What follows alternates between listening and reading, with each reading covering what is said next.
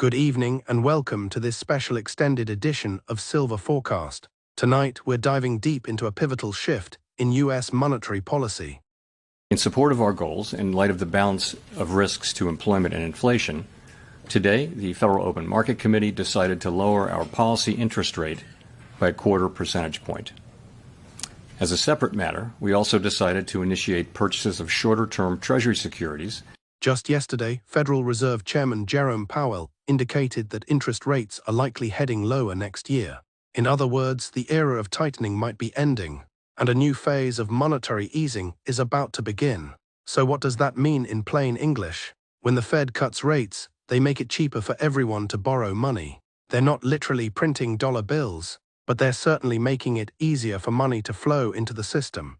It's a bit like a household that keeps borrowing from a check-cashing store every week, helpful in the short term, but it creates long-term pressures. Now, why does this matter for precious metals investors? History shows that when central banks start loosening monetary policy, inflation risks rise, and if the economy doesn't respond with growth but instead stalls out, we get stagflation, rising prices combined with a sluggish economy. And here's the kicker: stagflation is historically a powerful catalyst for gold, silver, and copper. When people lose faith in the purchasing power of paper currency, they turn to real, tangible assets. Now, let's bring this all together and look ahead.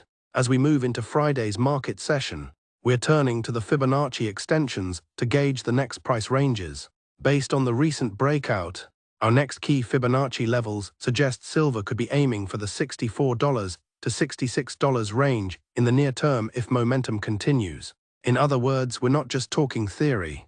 We are looking at a technical roadmap that aligns with what's happening on the ground.